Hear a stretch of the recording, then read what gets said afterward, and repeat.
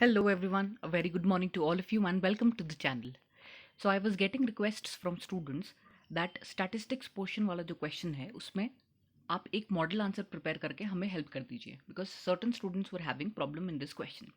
So this video is going to be bilingual so that this is helpful for both English as well as Hindi medium students. तो आज ये जो video है काफ़ी important होने वाली है क्योंकि आपका जो लोअर पीसीएस का मेंस एग्जामिनेशन होता है उसमें क्वेश्चन नंबर 20 यानी 10 मार्क्स वर्थ क्वेश्चन आने वाला है आपका स्टैटिस्टिक्स पोर्शन से।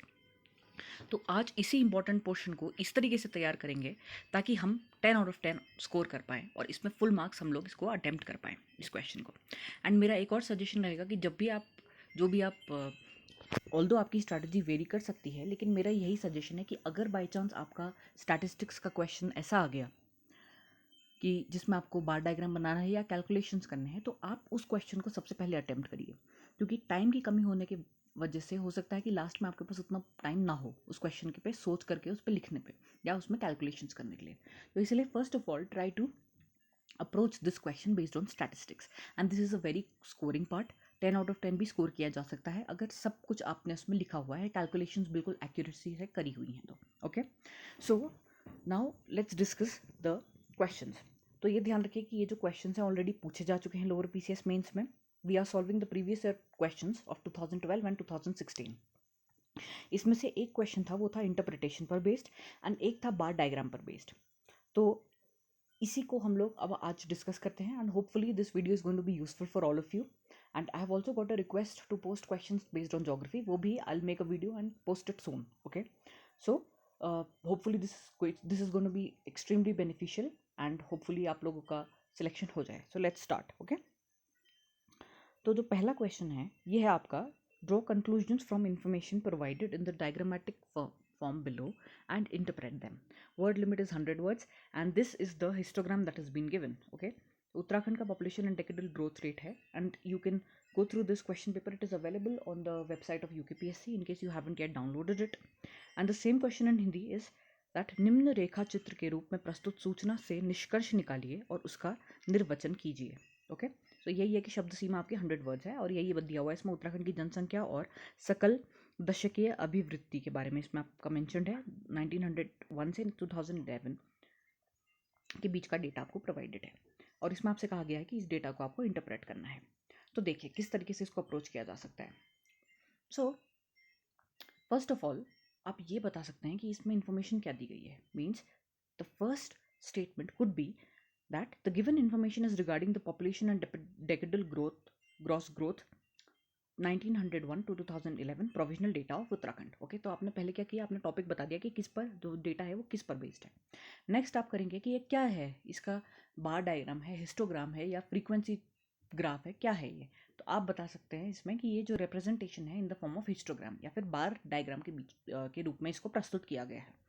Next you talk about what is represented on the x axis and what is represented on the y axis। तो x axis पर आपका सेंसस ईयर है, y axis पर आपका पॉपुलेशन लैक्स दिया हुआ है। उसके बाद आप ये भी बता सकते हैं कि डेटा जो है वो स्टार्ट हो रहा है 1901 से। देखिए फिर उसके बाद आप पर्टिकुलर ईयर पे जो आपका ग्राफ है और जो इन्फॉर्मेशन दी है वो आप इसमें रिप्रेजेंट करेंगे। जैसे फर्स्ट ऑफ ऑल ये है कि डेटा स्टार्ट हो रहा है 1901 से और तब पॉपुलेशन इतना इतना लैक्स थी। नेक्स्ट आ जाएगा आपका कि there is an increase of इतना इतना परसेंटेज यानी 8.2% and in the next decade and population इतनी थी। फिर यही आप लिखते रहिए कि there is a decrease of -1.23% in the next decade और पॉपुलेशन इतनी थी। फिर नेक्स्ट ईयर नेक्स्ट डेकेड का दे देंगे कि इतना इंक्रीज हुआ है, इतनी पॉपुलेशन है, इतना इंक्रीज हुआ है, इतनी पॉपुलेशन। इस तरीके से आपका काफ़ी सारा इसमें पॉइंट्स आपको मिल जाएंगे। ओके, तो करीबन नेक्स्ट 11 पॉइंट्स इसी पर बेस्ड होंगे। एंड फाइनली आप ये भी दे सकते हैं कि 10 विद इन 110 ईयर्स, क्योंकि 1901 से 2011 के बीच का ये डेटा है, तो टोटल 110 साल के में 10 साल के पीरियड में आपका जो पॉपुलेशन है वो इंक्रीज हो गई। कहाँ से, जितना आपकी स्टार्टिंग में पॉपुलेशन थी 1901 में एंड फाइनल जो पॉपुलेशन हुई है आपकी वो है आपकी 2011 में। तो आप ये भी दे सकते हैं कि इन दोनों को माइनस करके देखिए कि कितना इंक्रीज हुआ है, तो इतने इतने लैक्स का आपका इंक्रीज हो चुका है।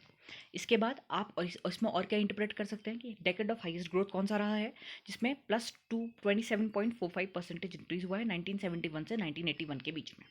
और डेकेड ऑफ लोवेस्ट यानी नेगेटिव ग्रोथ कौन सा रहा है, जिसमें पॉपुलेशन रेट वॉज -1.23% 1901 से 1911 के बीच में। नेक्स्ट है over the years population growth has been negative just once, okay, यानी एक ही डेकेड में पॉपुलेशन ग्रोथ नेगेटिव रही है, बाकी सारे डेकेड्स में जो है आपकी पॉजिटिव ग्रोथ देखी गई है। एंड इसके बाद एक और पॉइंट जो आप लास्ट में मेंशन कर सकते हैं कि final census data is from 2011। तो ये रहे आपके 20 पॉइंट्स। तो देखिए ना, इस हिस्टोग्राम से आपने अप्रॉक्सीमेटली 20 पॉइंट्स इसमें इंटरप्रेट कर दिए। एंड इसमें हम एक और चीज़ का ध्यान रखना है कि वर्ड लिमिट क्रॉस ना हो, एंड स्टिल जो भी इन्फॉर्मेशन है वो हम एक्चुअल में उसमें इंटरप्रेट कर पाएँ। That's it. ओके, तो ये आपका क्वेश्चन, एंड होपफुली इतना इंटरप्रिटेशन वुड बी सफिशिएंट।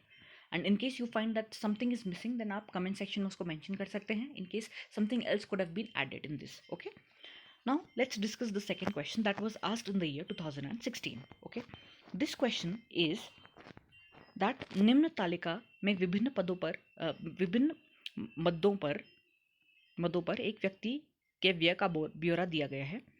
इसमें आपके जो है अलग अलग आइटम्स दे रखे हैं, and then they have also given the expenditure. Okay, तो इसको आपको क्या करना है कि the following table gives the breakup of the expenditure of an individual on different items, and इसको आपको draw a percentage bar diagram to represent this data. So see, they are asking questions 2010, ये जो कि मतलब mains हुआ था 2012 में, उसमें तो उन्होंने क्या पूछा आपसे, इंटरप्रेट करने को पूछा, वही जो सिलेबस में मेंशन है इंटरप्रिटेशन आएगा।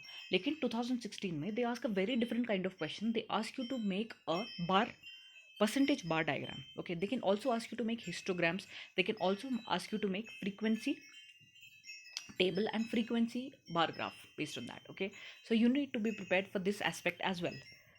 बट ऑल्दो मेरा इंट्यूशन ये कहता है कि इस बार इंटरप्रिटेशन आएगा, बट यू नेवर नो, ठीक है, क्योंकि आपका सिलेबस में तो वही मेंशन्ड है, बट यू नेवर नो, जैसे पिछली बार आपका जो है ये ग्राफ बनाने को आ गया, तो मे बी इस बार भी आ जाए। तो आपको हर तरीके से तैयारी रखनी है अपनी, ठीक है। तो इसको सॉल्व करते हैं। तो फर्स्ट ऑफ ऑल ये है कि आप जो है एक टेबल बना लीजिए, उसमें आप पहले तो परसेंटेज कैलकुलेट करिए, क्योंकि इसमें आपका क्या एक्सपेंडिचर दिया हुआ है, लेकिन आपसे कहा गया है कि आपको जो बार डायग्राम बनाना है that is based on the percentage expenditure. तो पहले तो आपको परसेंटेज निकालनी होगी, उसके लिए आप इस तरीके से एक टेबल बना लीजिए, right, items in one column, expenditure in one column, and then the percentage expenditure in the other column.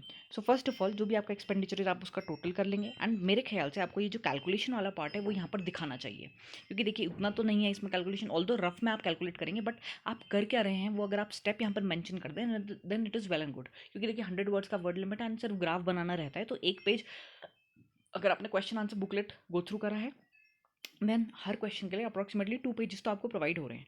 तो फर्स्ट पेज में आप इस तरीके से कैलकुलेशन दिखा सकते हैं। तो यही होगा, आपका टोटल आ रहा है 720, देन हर पर्टिकुलर आइटम का आपको परसेंटेज कैलकुलेट कर लेना है। बाय फॉर एग्जांपल फूड में जैसे 240 था, तो 240 डिवाइडेड बाय 720 इंटू 100, इस तरीके से आपने परसेंटेज निकाली, एंड देन यहाँ पर आपने फाइनली इसको इस टेबल में रिप्रेजेंट कर दिया। उसके बाद हम आते हैं नेक्स्ट पोर्शन में, जो कि हमारा पूछा गया है क्वेश्चन में कि हमें एक परसेंटेज बार डायग्राम बनाना है। तो यहाँ पर भी आप स्केल मेंशन करेंगे, जिसमें आप एक्स एक्सिस में बताएंगे कि द आइटम ऑफ एक्सपेंडिचर जिस पे हुआ है, एंड वाई एक्सिस पे एक्सपेंडिचर कितना परसेंटेज में रहा है। ओके, तो यहाँ पर वाई एक्सिस में जो है आपका I have given that 1 centimetre equals to 5%, and x axis में 1 सेंटीमीटर इक्वल्स टू 1 आइटम। तो एक चीज़ का ध्यान रखिए, यहाँ पर मुझसे एक एरर हुआ है कि ये जो मेरा डायग्राम है वो जो मार्जिन है उससे बाहर जा रहा है। तो be careful during the examination, क्योंकि अगर आपने क्वेश्चन बुकलेट को अच्छी तरीके से पढ़ा है, देव क्लियरली मैंशनड दैट पेंसिल्स से आपको नहीं कुछ भी आंसर लिखना है। ओके, तो आपको जो डायग्राम्स भी बनाने होंगे वो भी आपको पेन से ही बनाने होंगे, चाहे बार डायग्राम हो या कुछ भी हो, तो उसमें कोई एरर ना हो, क्योंकि स्पेस उतनी ही रहेगी, स्पेस तो आपको एक्स्ट्रा मिलेगी नहीं, तो आप काट करके दोबारा नहीं बना सकते, and that will also give a negative impression, and marks lose होने का उसमें पॉसिबिलिटी रहती है।